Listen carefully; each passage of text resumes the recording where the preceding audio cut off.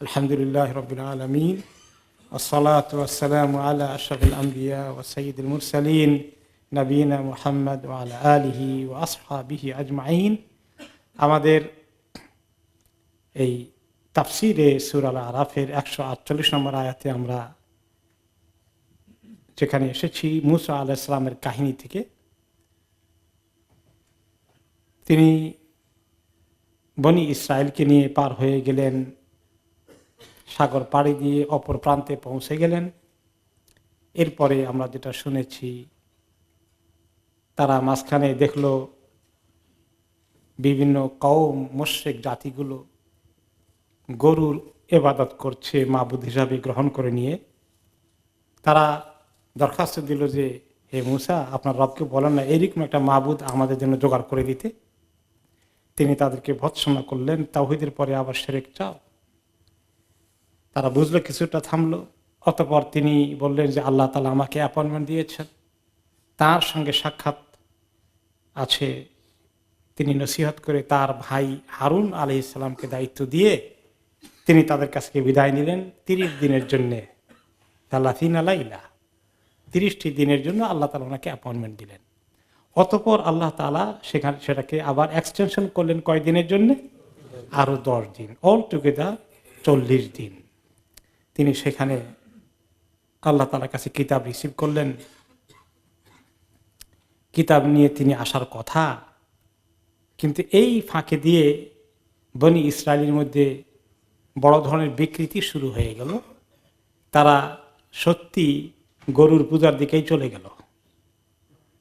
সেই কাহিনী আসছে 148 নম্বর আয়াত থেকে।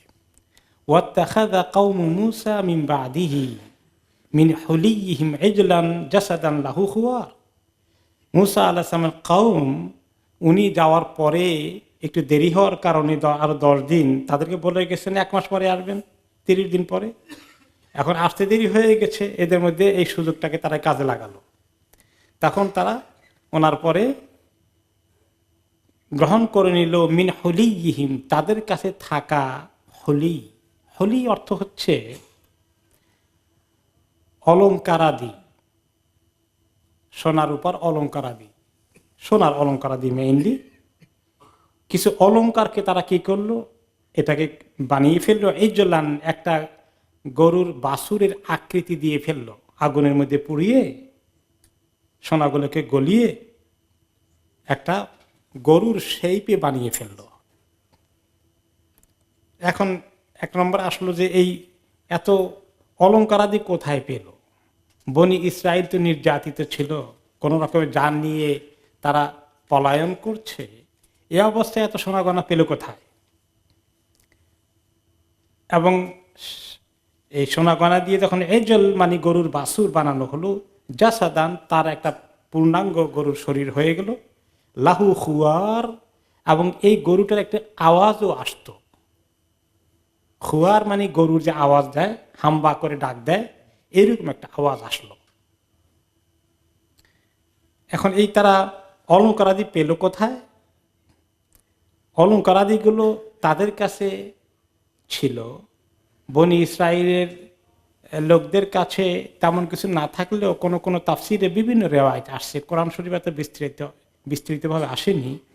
কিছু ইসরায়েলি রেওয়ায়াত থেকে বিভিন্ন মুফাসসিরগণ জোগাড় করেছেন যে ঘটনা, যে তাদের কাছে বনি ইসরায়েলের লোকেরা মাঝে মধ্যে কোনো আনন্দ উৎসব করতে গেলে, তাদের ঈদের দিনে তাদের কোনো ধরনের বিশেষ প্রোগ্রাম অনুষ্ঠান হলে, তারা কিপ্তি, যারা অধিকতর ধনিক শ্রেণী ছিল মিশরে, ফেরাউনের গোষ্ঠী, যারা মাঝে মধ্যে তাদের থেকে তারা বড় করত, হাওলাত করত, যে আমাদেরকে একটু দিবা, কালকে আমাদের একটা ফাংশন আছে, এই উপলক্ষে আমাদেরকে একটু পড়তে দাও 2-1 দিন। এটা হয় আমাদের দেশেও মাঝে মধ্যে এগুলা এই লোন করে বা 2-1 দিনের জন্য ধার নিয়ে আসতো। গরিব মেয়েদের যখন বিয়ে শাদী হয়, অলংকার দিতে পারে না, তখন কি করে তারা, কারো অলংকার ধার করে নিয়ে কোনো রকমের বিয়ের দিনটা তাকে সাজিয়ে দেয়, পরে আবার ফেরত দিয়ে দেয়। তো এরকম একটা ঘটনা হয়েছে যে তাদের কালকে কোনো একটা অনুষ্ঠান আছে, তারা কিপ্তিদের কাছে চাইলো এগুলো দিয়ে ধার করার জন্য। তো ওই মুহূর্তেই কালকে দিন আসার আগেই রাত্রে বেলায় তো মুসা আলাহিসাল্লাম নির্দেশ দিলেন যে এক্ষুনি ভাগতে হবে, কারণ ফেরাউন তার প্রস্তুতি সম্পন্ন করে ফেলেছে, আমাদেরকে সমানে সম্পূর্ণভাবে সবাইকে হত্যা করে ফেলবে। আল্লাহ তাআলার পক্ষ থেকে নির্দেশ আসলো, তাদেরকে নিয়ে তুমি সাগর পাড়ি দিয়ে পার হয়ে যাও। তখন যখন তারা চলে আসে, অলংকারগুলো তাদের সাথেই ছিল। এই অলংকারগুলো আছে, এখন এগুলোকে কাজে লাগানোর জন্য এগুলো দিয়ে একটা গরুর বাছুর বানাইয়ে সেটাকে ইবাদত করতে হবে, এই ধারণা আসলো যার মাথায়, তার খবর অন্য আয়াতে এসেছে। তার নাম কি? সামেরি। এই সামেরি অতিরিক্ত 10 দিনের অনুপস্থিতি মুসা আলাইহিস সালামের সে একটা পরিকল্পনা করে ফেললো। শয়তান তাকে দিয়ে একটা বড় পরিকল্পনা করালো। এই সামেরির পুরো নাম হচ্ছে মুসা ইবনে জাফর। তার নামও মুসা।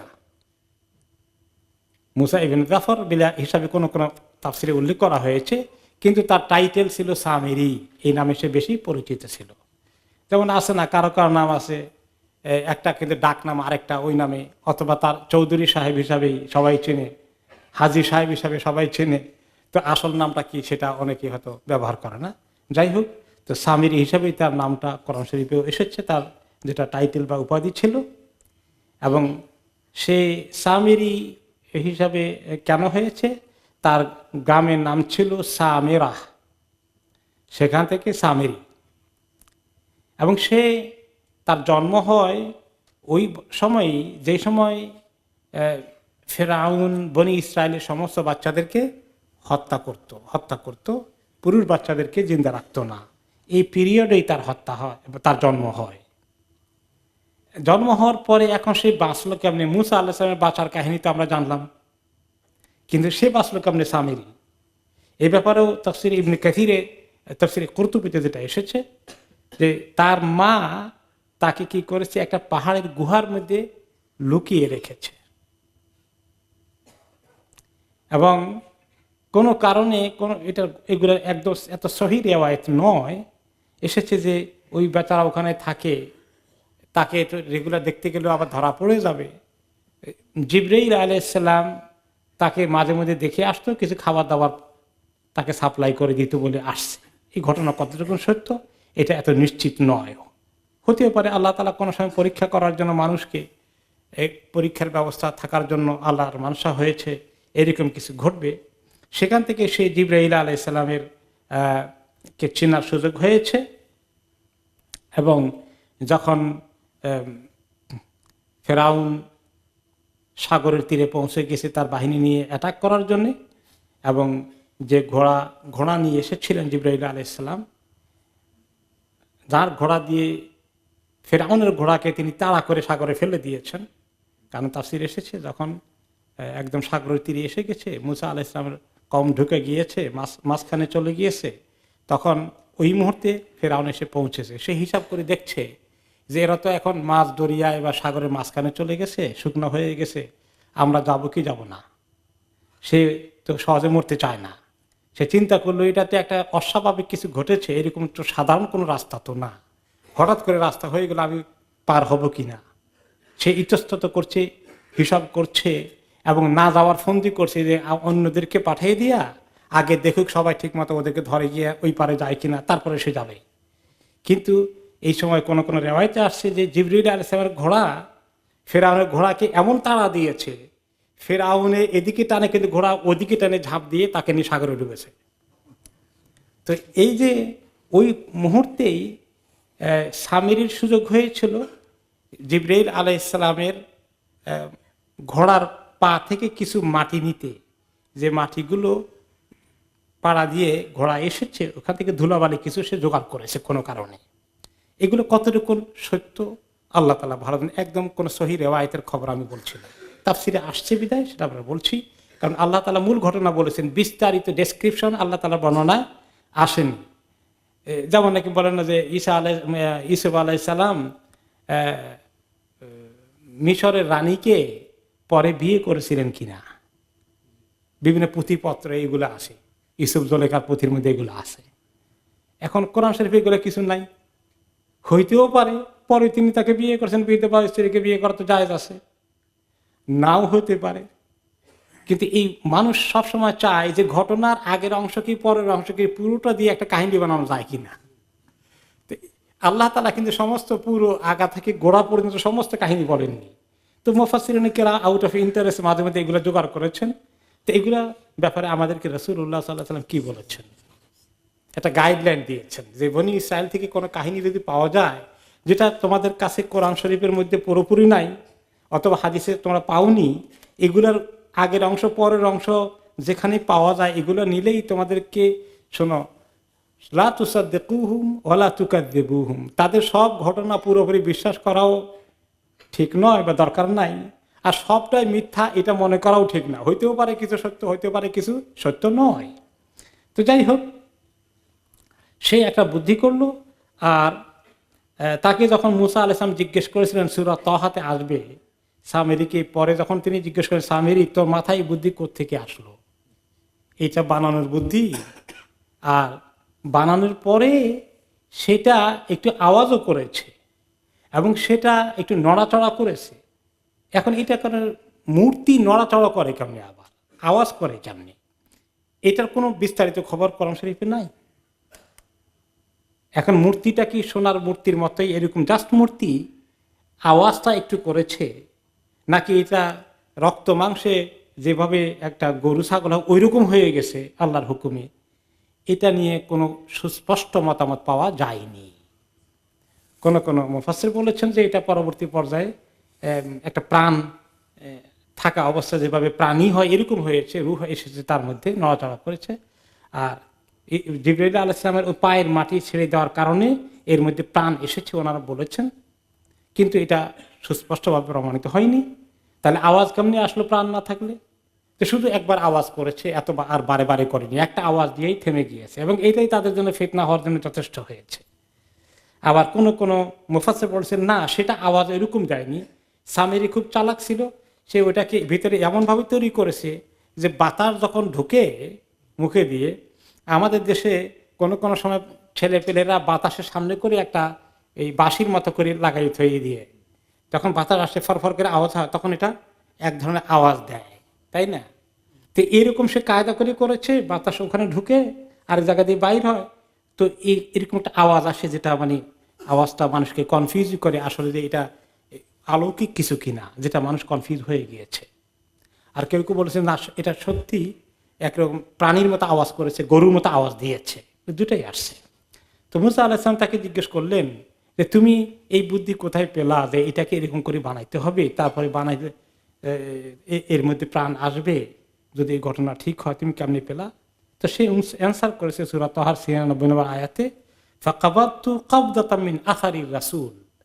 রাসূল মানে জিবরাইল আলাইহিস সালাম, ওনার যে ঘোড়ায় করে এসেছেন সে ঘোড়ার পা থেকে আমি চট করে, আপনারা দেখেননি কোনো সময়, আমি চট করে কিছু, জিবরাইল তো এনিথিং তার অলৌকিক হবে আল্লাহর পক্ষ থেকে স্পেশাল, আমি এক ফাঁকে দিয়ে তার ঘোড়ার ওখান থেকে একটু মাটি নিয়ে ফেলছিলাম ধুলাবালি, ওগুলা যখন এর ভিতরে দিয়েছি তখন এর ভিতরে একটা হরকত এসেছে। এই বুদ্ধি সে ব্যবহার করেছে এবং তিনি এরকম কিছু একটা হয়েছে, কিছুটা কি বিস্তারিত আসেনি। তিনি জিজ্ঞেস করলেন তুই এই বুদ্ধি পাইলি কোথায়? সে বলল যে ফাকাবাতু কাবদাতাম মিন আসারি রাসূল। রাসূল অর্থাৎ জিবরাইল আলাইহিস সালাম, ফেরেশতারাও কিন্তু রাসূল, ফেরেশতাদের রাসূলের ডিউটি একরকম আর মানুষ রাসূলের ডিউটি আরেক রকম। ফেরেশতা রাসূলের ডিউটি কি? আল্লাহর পক্ষ থেকে পয়গাম নবীদের কাছে নিয়ে আসা, আর রাসূলুল আমিন বলা হয়েছে ওনাকে। তো জিবরাইল আলাইহিস সালামের কাছ থেকে এটা আমি নিয়ে ঢুকিয়ে দিয়েছি। এখন সে যখন এটা করলো, বানিয়ে ফেললো, কদিন পরে 30 দিন পরে সে বলল তাদেরকে ইন্নামা আকুম হলিয়া মিন হলিয়া আলি ফিরআউন, ফিরআউনের গোষ্ঠীর যে অলংকারগুলো আছে আমার কাছে সবাই নিয়ে আসো। ওয়াকানা লাহুম ঈদুন ইয়াতাযায়্যানুনা ফীহি ওয়া ইস্তাঈরুনা মিনাল কিবতিল হলি, তাদের পরের দিন একটা তাদের ঈদের মতো একটা অনুষ্ঠান হওয়ার কথা ছিল বনি ইসরাইলের। এই উপলক্ষে তারা তাদের প্রতিবেশী কিবতীদের কাছ থেকে অলংকারগুলো বড় করেছিল, ধার করেছিল। ফালাম্মা আখরাজাহুমুল্লাহ মিন মিসর, যখন আল্লাহ তাআলার হুকুমে তাদেরকে মিশর থেকে বের হয়ে যেতে হলো, ওয়া গাররাকাল কিবতা, ফিরআউনের গোষ্ঠী কিবতীদের বড় বড় লোকগুলোকে যখন হালাক করে দেওয়া হলো, বাকিয়া যালিকাল হলি ফি আইদিহিম, তখন এই হলিগুলো, এই অলংকারগুলো বনি ইসরাঈলদের কাছেই থেকে গেল। ফাকাল লাহুমুস সামিরী, এখন সামিরী তাদেরকে বলছে এই পারে আসার পরে, ওই 30 দিন পার হওয়ার পরে, দেখো ইন্নাহু হারামুন আলাইকুম, এই যে তোমাদের কাছে যেগুলো অলংকার আছে বনি ইসরায়েলের কিপ্তিদের কাছ থেকে নেওয়া, ফেরাউনের গোষ্ঠীর কাছ থেকে, এগুলো ব্যবহার করা কিন্তু তোমাদের জন্য হারাম, কারণ এগুলো তোমাদের মাল না, এগুলো আমানত, ধার করা। ফাহাতু মা ইনদাকুম ফানাহরিকুহু, এগুলো তোমার কাছে, আমার কাছে নিয়ে আসো, আমি এগুলো সব জোগাড় করব, সবগুলোকে পুড়িয়ে ফেলবো আমরা, কারণ ওই জমানায় গনিমতের মাল খাওয়া যেত না। গনিমতের মালকে হালাল করা হয়েছে কার সময়? রাসূল মুহাম্মদ সাল্লাল্লাহু আলাইহি ওয়াসাল্লামের সময়। শত্রু পক্ষের পরাজিত শক্তির মালগুলো মুসলমানদের জন্য হালাল। তখন বললো যে এরা তো আমাদের শত্রু, এগুলো আমাদের জন্য এখন গনিমত, কিন্তু গনিমত মুসা আলাহিসাল্লাম, ঈসা আলাহিসাল্লাম আগের জামানা কোনো নবীর উম্মতের জন্য খাওয়া হালাল নয়। তারা কি করতেন? গনিমতের মালগুলোকে জোগাড় করে আল্লাহর কাছে দোয়া করতেন, আগুন এসে যেন খেয়ে ফেলে, আল্লাহ তাআলার আগুন এসে সেগুলোকে খেয়ে ফেলত। তখন এইরকম করে সে কি করেছে যে এখন মুসা আলাহিসাল্লাম তো নাই, এগুলো আমার কাছে জমা দিয়ে দাও। সে আবার খুবই মানে বুদ্ধিমান, জ্ঞানী, চালাক, তার কথাবার্তা ওরা শুনে। যদি হারুন আলাইহিসসালাম বেচারা দায়িত্ব পালন করছেন, কিন্তু এর মাতবরি বেশি চলছে, তখন সে একটা বড় সুযোগ পেয়ে গেছে মুসা আলাইহিসসালাম অনুপস্থিতিতে। কানা মুতাউন ফি কওমিহি, তার কথা তার কওমের লোকেরা ভালোই শুনতো, বলছে এর অনেক বুদ্ধিশুদ্ধি আছে। তো সবাই জমা দিল তার কাছে। এরপরে সে বলে গনিমত ওয়াহিয়া লা তাহিল্লু লাকুম, একটি বড় গর্ত করে সে সেখানে ঢেলে দিল। আবার কোন কোন রেওয়ায়েতে আসছে যে না, হারুন বলেছেন ওনার ভাই যে সবাইকে এই মালগুলো নিয়ে আসো, এগুলো আমরা একটা গর্ত খুঁড়ে জ্বালিয়ে দেব, এটা আমাদের জন্য খাওয়া জায়েজ হবে না। কোন কোন রেওয়ায়েতে বলছে সামেরি করে না এই কাজ করেছে কে? হারুন আলাইহিস সালাম। যেটাই হোক, এগুলো জ্বালানো হলো, একটা গর্ত করে ওখানে মাটি চাপা দিয়ে রাখা হলো। রাতের অন্ধকারে সামেরির মাথায় বুদ্ধি আসে এগুলো বাইর করে নিয়ে আসা। আনার পরে ওই যে এটাকে একটা মূর্তি বানিয়ে সে এটাকে আবার গলিয়ে মূর্তির শেইপে, অর্থাৎ গরুর মূর্তির শেইপে খাড়া করে এর ভিতরে ঢুকিয়ে দিল ওই যে জিবরাইল আলাইহিস সালামের ঘোড়ার পা থেকে নেওয়া মাটিগুলো ছেড়ে দিল। দেওয়ার পরে এর মধ্যে একটা হরকত আসলো এবং একটা আওয়াজ করলো। তারপরে সে এসে এখন তাদেরকে আহ্বান করলো যে আসো, তোমাদের জন্য বিশাল খবর আছে। এখন সে যে মূর্তি বানালো, গরুর মূর্তি বানালো কেন? ছাগলের মূর্তি বানালো না কেন? উটের মূর্তি বানালো না কেন? এর উত্তরে ইমাম কুরতুবী রহমতুল্লাহ আলাইহি বলেছেন, সে তো চালাক মানুষ, তার মনে আছে ওই এলাকার লোকেরা এখন গরুর পূজা করেছে, আর মুসা আলাইহিস সালাম উম্মত কোনটার দাবি করেছিল? এই গরুর মতোই একটা মূর্তি দাবি করেছিল। এই যে আল্লানা ইলাহান কামা লাহুম আলেহা, আমরা পড়ে গেছি গত সপ্তাহে সূরা আল আরাফের 138 নম্বরে বলেছিল যে এদের যে গরু মূর্তি আছে, মুসা এরকম একটা মূর্তি যদি আমাদেরকে বানাই দিতা, মাবুদ হিসাবে ডিক্লেয়ার করে দিতা, ওই কথা তার মনে আছে যে এইটারই মূর্তি বানাইতে হবে, অন্যটা না। এরপরে বানানোর পরে রেডি হয়ে গেছে, ফাখারা খাওরাতান ওয়াহিদা, একটি বড় আওয়াজ দিল, হাম্বা করে গরু যেভাবে আওয়াজ দেয়, এই তো তার খবর হয়ে গেছে। এখন সে চতুর্দিকে ডিক্লেয়ার করে দিল সমস্ত লোকের মধ্যে, দেখো এই যে দেখো আমাদের যে মাবুদে আমরা খুঁজেছিলাম সে মাবুদ পাওয়া গেছে। হাদা ইলাহুকুম ওয়া ইলাহু মূসা ফানাসিয়া, এটাই তো হলো তোমাদের মাবুদ আর মুসারও মাবুদ। মুসা এটাকে রেখে বিভ্রান্ত হয়ে কোন জায়গায় গিয়ে দেখো ভুলে গেছে। এই মাবুদকে ফেলে সে বিভ্রান্ত হয়ে কোথায় গিয়ে ভুলে গেছে। এইটাই হলো মাবুদ, এটার খোঁজে মুসা কোথায় গেছে আর মাবুদ এখানে বসে আছে। তো তখন সবাই শুরু করে দিল। এখন এফাকে দিয়ে মুসা আলাইহিস সালাম এখন ওখানে আসেন, 10 দিনের এক্সটেনশন চলছে, কিতাব আল্লাহ নাজিল করে দিয়েছেন।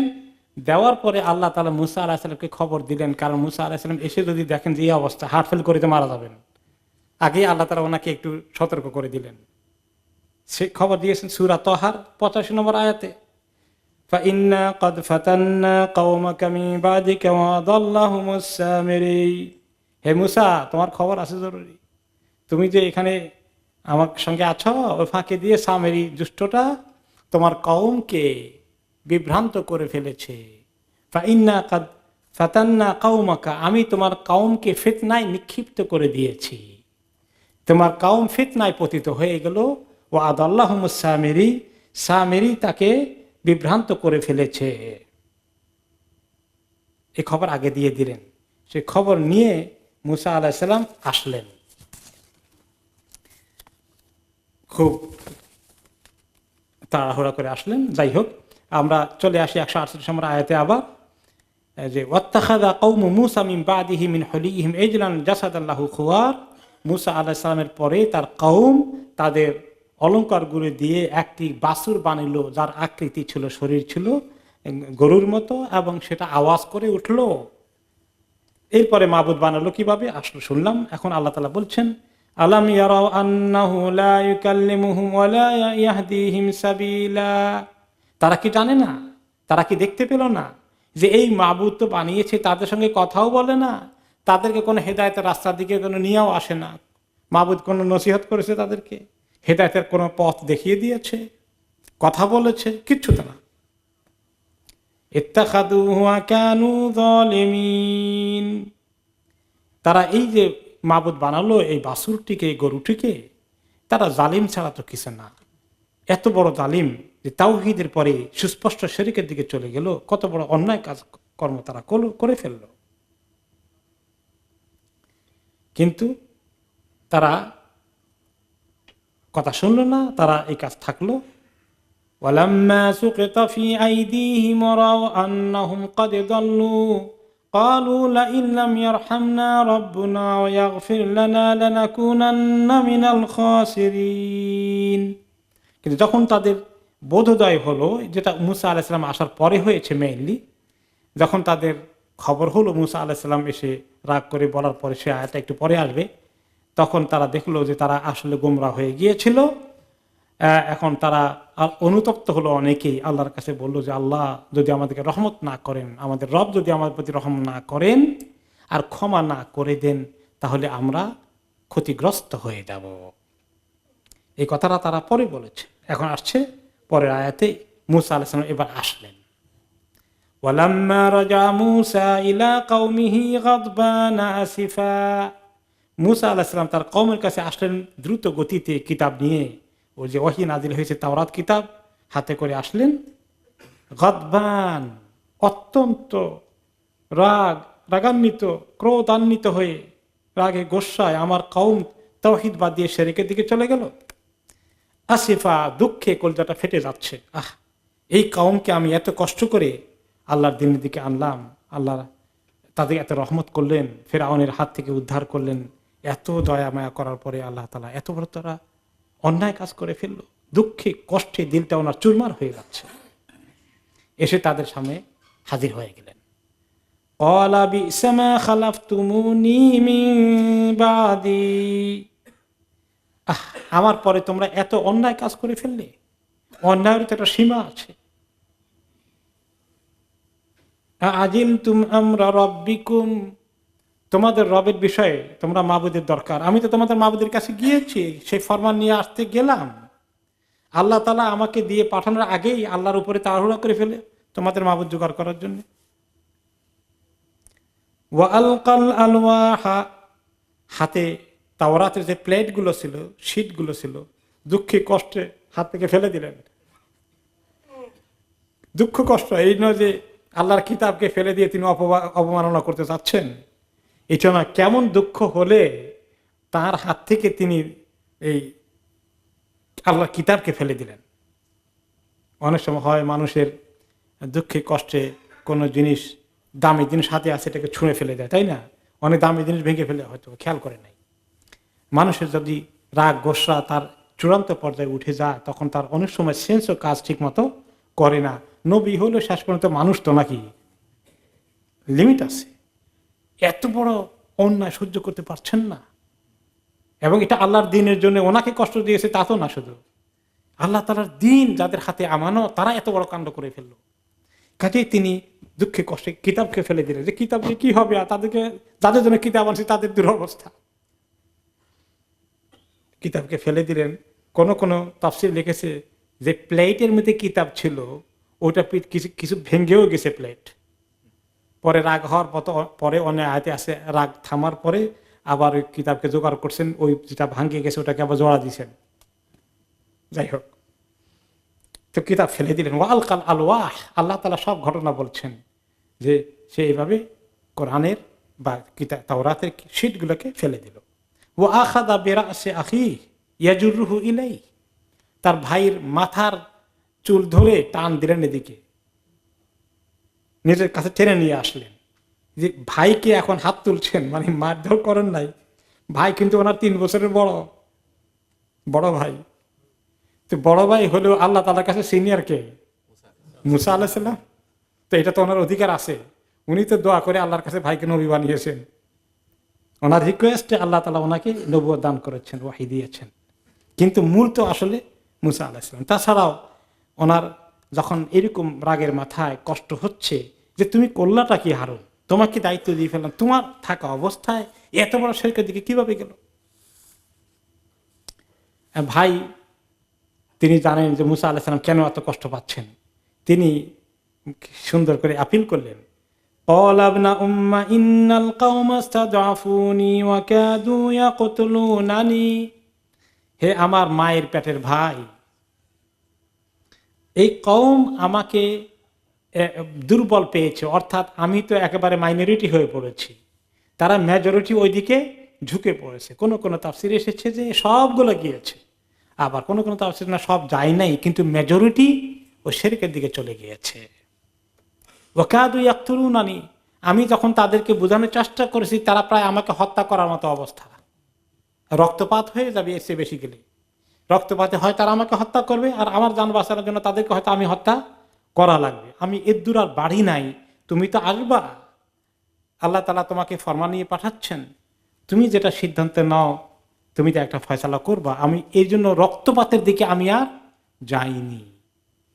ওয়াকাদু ইয়াকতুলুনানি, তারা আমাকে প্রায় মেরে ফেলার অবস্থা, রক্তাক্ত পথে তারা যাচ্ছিল, আমি থেমে গিয়েছি, অপেক্ষায় ছিলাম যে তুমি আসবে, তারপরে আল্লাহ তাআলা একটা ফয়সালা করবেন।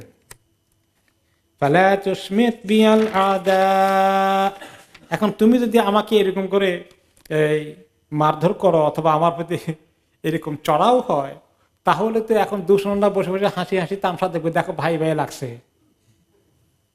মুসা নাকি নবী হয়েছে, সে তার ভাইকে পর্যন্ত এরকম করছে, ওরা হাসবে তো, তুমি একটু থামো না ভাই। তুমি খুব সুন্দর করে ভাইকে ডিল করলেন, সুবহানাল্লাহ। এবং অনেক মুফাসসির বলেছেন যে মেজাজের দিক থেকে আসলে মুসা আলাইহিস সালামের তুলনায় হারুন আলাইহিস সালাম অনেক ঠান্ডা ছিলেন। মুসা আলাইহিস সালাম একটু গরম মেজাজে ছিলেন, এটা ঠিক, তবে সীমা লঙ্ঘন করেননি, যেটা আল্লাহ তাআলার দৃষ্টিতে মারাত্মক আইভাবে, এদূর তিনি যাননি। দিনের জন্যই উনি গরম হয়েছেন, ব্যক্তিগত কারণে কোনো এই ধরনের বদমেজাজি তিনি ছিলেন না। কিন্তু স্বাভাবিকভাবে মানুষে মানুষের পার্থক্য থাকে, একজনের মেজাজ একটু গরম, আরেকজনের একটু ঠান্ডা, এটা হয়।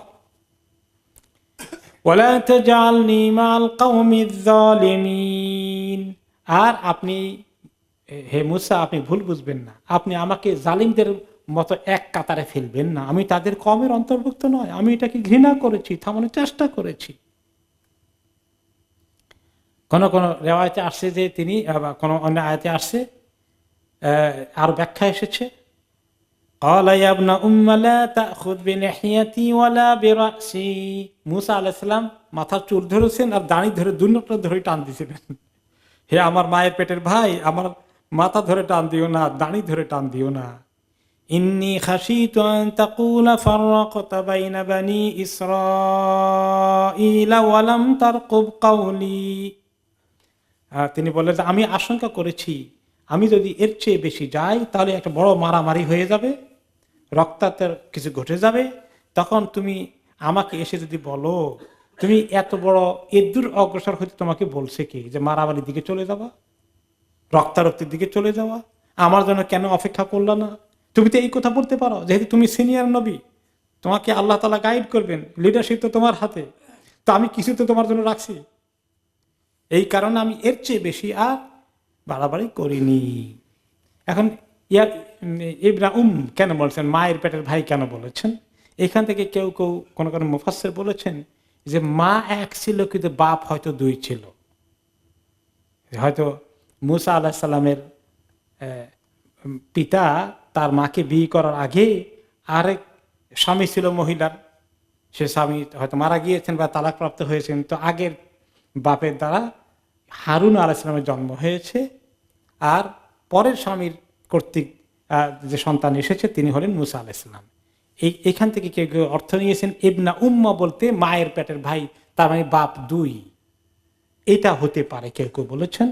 শাব্দিকভাবে এটা মিলতে পারে, কিন্তু কোনো রেওয়ায়তে পাওয়া যায় না, বরঞ্চ অধিকাংশ রেওয়ায়ত বলে আসলেই এক বাপের ঘরেরই সন্তান। তারপরে মায়ের পেটের ভাই কেন বললেন? যে এক পেট থেকে আসছি, তোমার আমার মধ্যে তো এমন কিছু হওয়ার কথা না, তোমারও যা বুঝ আমারও সেই বুঝ, তুই ভুল বুঝবো না আমাকে। তো এই জন্য হয়তো বা তিনি এই শব্দটা ব্যবহার করেছেন, তাতে করে ভাইকে একটু আবেগ ইমোশন দিয়ে তার রাগ গোসা একটু থামানো যায়, সেটাই ছিল এই জন্য শব্দটাকে তিনি এইভাবে ব্যবহার করেছেন। যাই হোক, ভাইয়ের এই সুন্দর উত্তরটা হারুন আলাইহিস সালামের মুসা আলাইহিস সালামের মধ্যে কাজ করলো ভালোই। তিনি রাগ গোসা ওনার একটু থেমে গেল, তিনি একটু স্বাভাবিক হলেন, বললেন, সঙ্গে সঙ্গে আল্লাহ তাআলার কাছে ফরিয়াদ করলেন, ক্বালা রাব্বিগফিরলি ওয়া লিআখি ওয়াদখিলনা ফি রাহমাতিকা ওয়া আনতা আরহামুর রাহিমিন। হে আল্লাহ, আমাকে মাফ করে দেন আর আমার ভাইকে মাফ করে দেন আর আমাদেরকে আপনার রহমতে ঢুকিয়ে দেন। হে আল্লাহ, আপনি সবচেয়ে বড় রহমতের অধিকারী, সবচেয়ে বড় দয়ালু। তো মুসা আলাইহিস সালাম এখানে আল্লাহর কাছে মাফ চাইলেন কেন? ওই যে উনি যে একটু বেশি রাগ হয়ে গেছেন আর কিতাবকে ফেলে দিয়েছেন, এটা কন্ট্রোল করার দরকার ছিল, বুঝলেন যে একটু বেশি হয়ে গেছে, আল্লাহর কাছে এই জন্য ক্ষমা চাচ্ছেন। আর ভাইকে ধরে টানাটানি করলেন, ভালো করে জিজ্ঞাসা না করে, না শুনেই বেচারার কথা। আর ভাইয়ের জন্য তিনি ক্ষমা চাইলেন এই জন্য যে ভাই তো আরেকটু গিয়ে থামানোর চেষ্টা না করে আগেই গিভ আপ করে ফেলেছেন কিনা, এটাও যদি আল্লাহর দৃষ্টিতে ওনার ত্রুটি হয়ে থাকে, আল্লাহ তাআলা ভাইকেও যেন মাফ করে দেন। এইভাবে তিনি নিজেদের দুজনের জন্য দোয়া করলেন। এখন এই কাহিনীর পরে আল্লাহ তাআলা এবার বলছেন যে এখন যারা বনি ইসরাইল এই যে অপকর্ম করেছে, ওদের সঙ্গে আল্লাহ কি ব্যবহার করবেন? এত বড় শিরক যে করলো। ইন্নাল্লাযীনা ইত্তাখাযুল ইজলা সায়ানালুহুম গাদাবুম মির রাব্বিহিম ওয়া যিল্লাতুন ফিল হায়াতিদ দুনিয়া।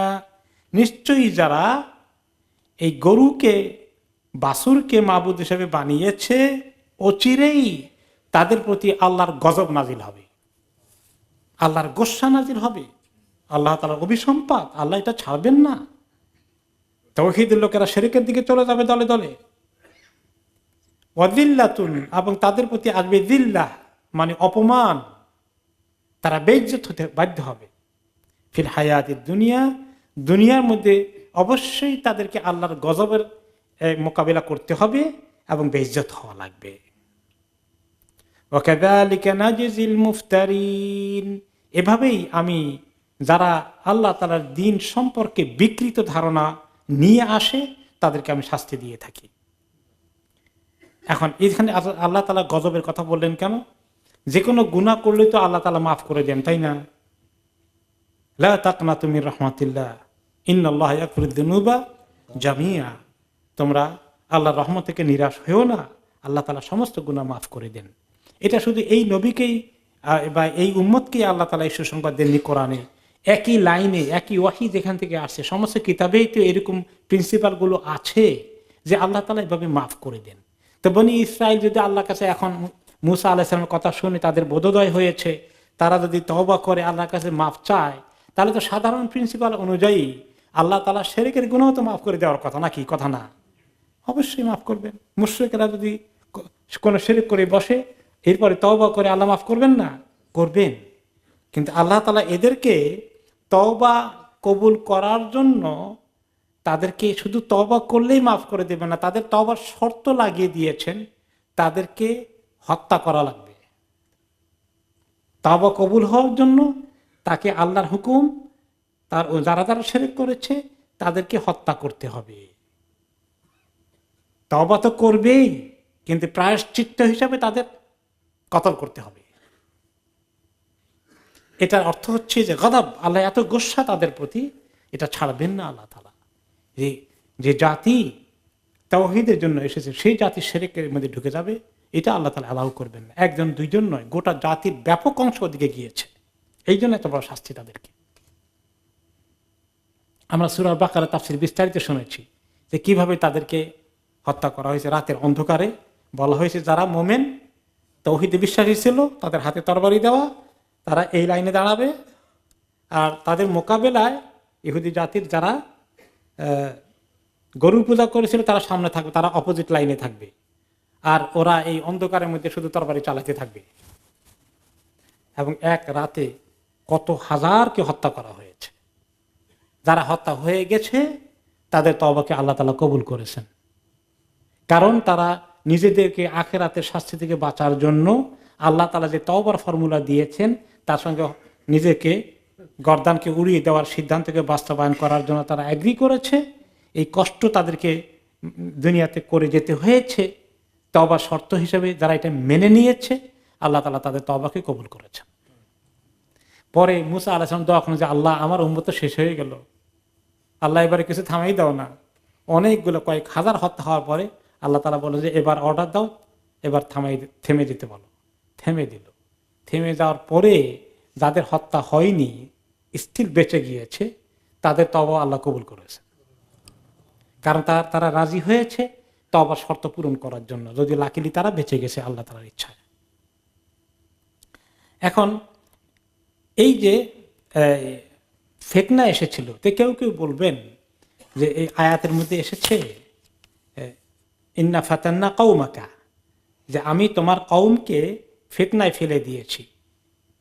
এই গরুটার মধ্যে স্পেশাল কিছু একটা ঘটছে, জিবরাইল আলাইহিস সালাম পায়ের মাটি নেওয়ার কারণে এটা ঘটলো। তো আল্লাহ তাআলা চাইলে তো এটা থামাই দিতে পারে, না ঘটলেও তো হতো, তো আল্লাহ ঘটাইলেন কেন, এটা অ্যালাউ করলেন কেন? এটার উত্তর হচ্ছে তো আল্লাহ তাআলা শয়তানকে সৃষ্টি করছেন কেন, না করলে তো আমরা এত বিপদে পড়তাম না।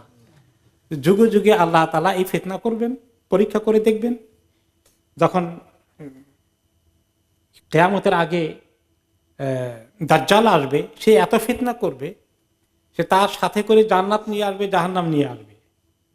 সে মেঘকে বলবে যে এখন বৃষ্টি দাও, বৃষ্টি দেওয়া হচ্ছে এবং প্রচুর ফসল হয়ে যাচ্ছে। আর যারা তার কথা মানবে না তাদেরকে বলে মেঘ বৃষ্টি দিব না ওদিকে, তখন মোমেন মুসলমানরা অভাবে অনটনে মারা যাচ্ছে। এগুলো সব আল্লাহ ঘটতে দিবেন। এগুলো কি? ফিতনা, পরীক্ষা।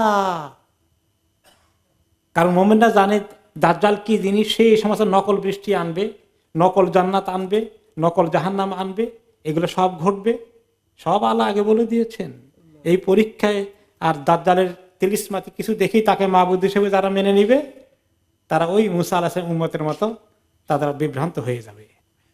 তো যুগে যুগে আল্লাহ তাআলা এটা পরীক্ষা করেছেন, করেন। পরীক্ষা কত তরিকা হয়। এখন উম্মতের উপরে, আমাদের মুসলিম উম্মতের উপর অনেক পরীক্ষা যাচ্ছে না? এই পরীক্ষা দেখে যারা টিকে থাকছে তারাই প্রকৃত মুমিন, আর পরীক্ষা দেখে যাদের মন ঈমান আরো দুর্বল হয়ে যায় তারা ফেল করে ফেলছে। তো আল্লাহ তাআলা এই পরীক্ষা করেন, পরীক্ষা তাদেরকে হয়েছে, কিন্তু খুব শক্ত পরীক্ষা হয়েছে।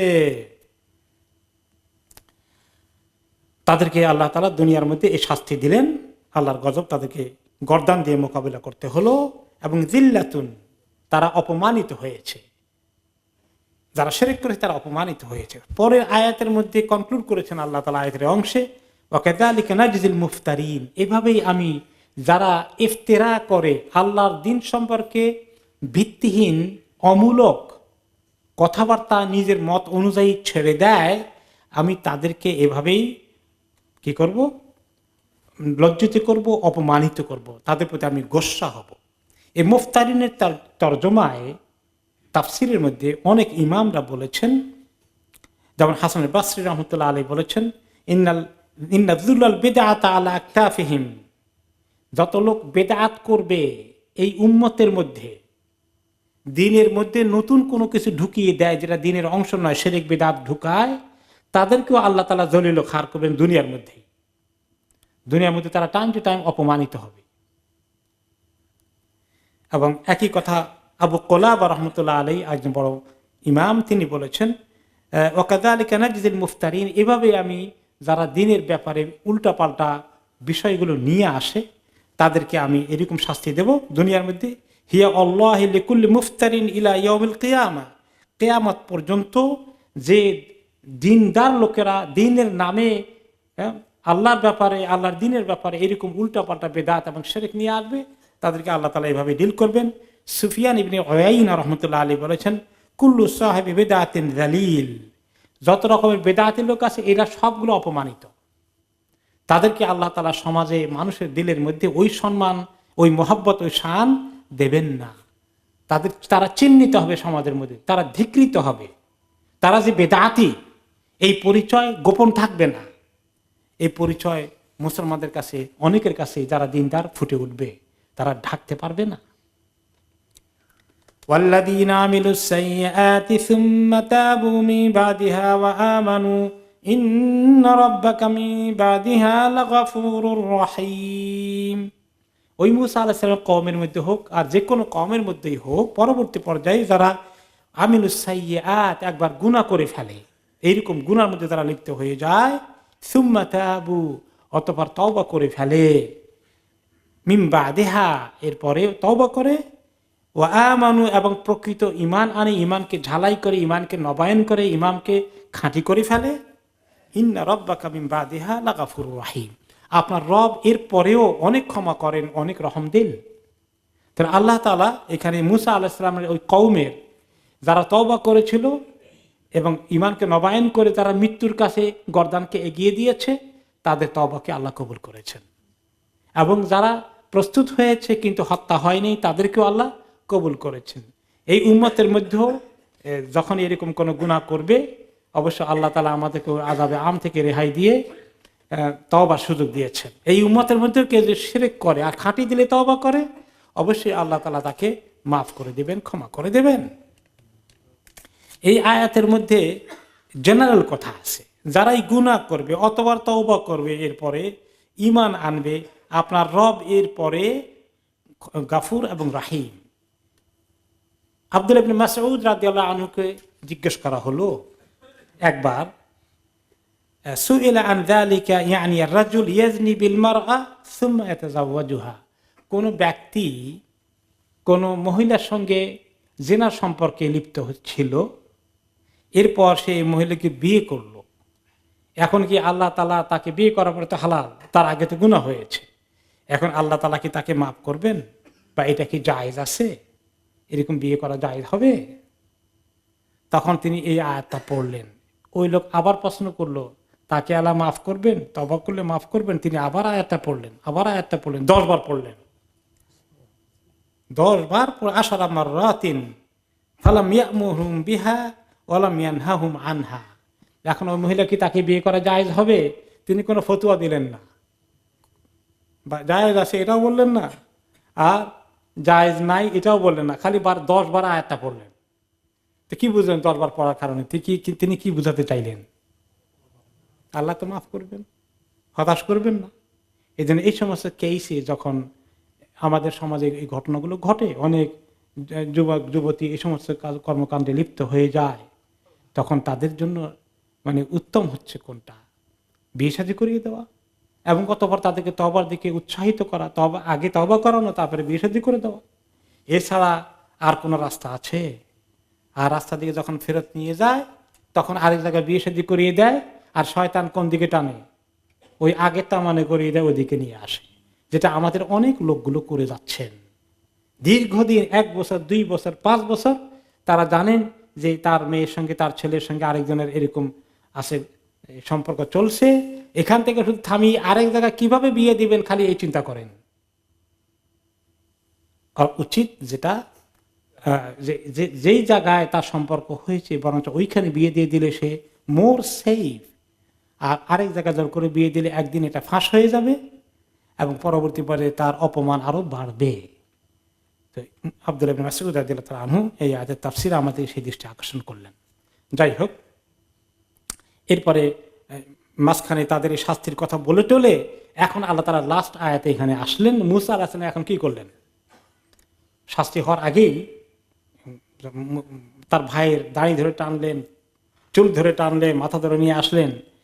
ওয়ালাম্মা সাকাতা আন মূসাল গাদাবু আখাযাল আলওয়াহ, যখন মূসা আলাইহিস সালামের রাগ গোসা একটু থামলো, তখন তিনি আবার ওই তাওরাত কিতাবের পৃষ্ঠাগুলোকে আবার জোগাড় করলেন। খুঁজে বের করলেন, উঠিয়ে নিলেন এবং তাদের সামনে প্রেজেন্ট করলেন। ওয়াফি নুসখাতিহা হুদাও ওয়া রাহমাতুল লিল্লাযীনা হুম লিরাব্বিহিম ইয়ারহাবুন।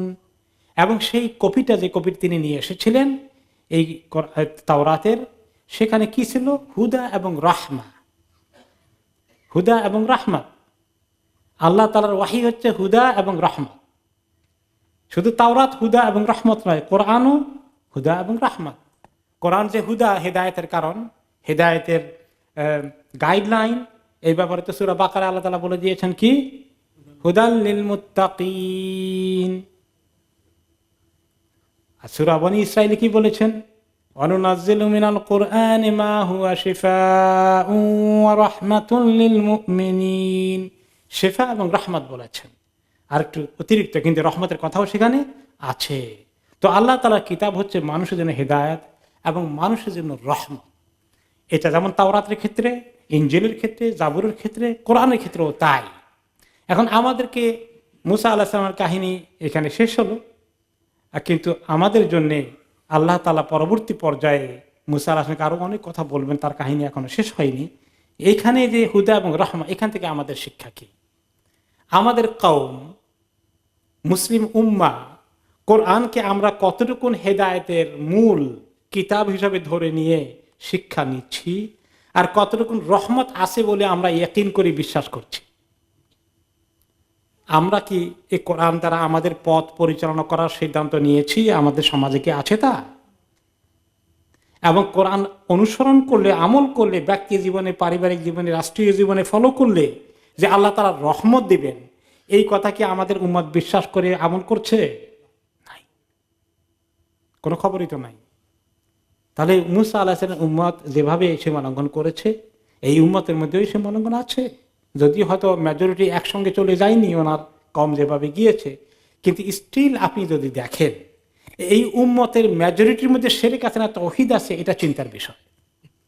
কি পরিমাণ মাজারগুলো সব জায়গায় শিরকের ব্যবসা খুলে বসে আছে, আর কি পরিমাণ লোক এগুলোর দিকে তাদের ঈমান, আকীদা, ইয়াকিনকে ধাওয়া করে দিয়েছে এবং আল্লাহ তাআলার প্রতি বিশ্বাস না করে, আল্লাহর কাছে না চেয়ে, নজর নেয়াজ সেখানে দিয়ে তাদের হাজত পুরা করতে যাচ্ছে। এটাই বোঝা যায় যে উম্মত কত দূর আছে বনী ইসরাইল থেকে। আর এই জন্যেই আল্লাহ তাআলা এই নবী সম্পর্কে বেশি আলোচনা করেছেন তার উম্মত সম্পর্কে, সেখান থেকে এই উম্মতকে শিক্ষা নেওয়ার জন্য।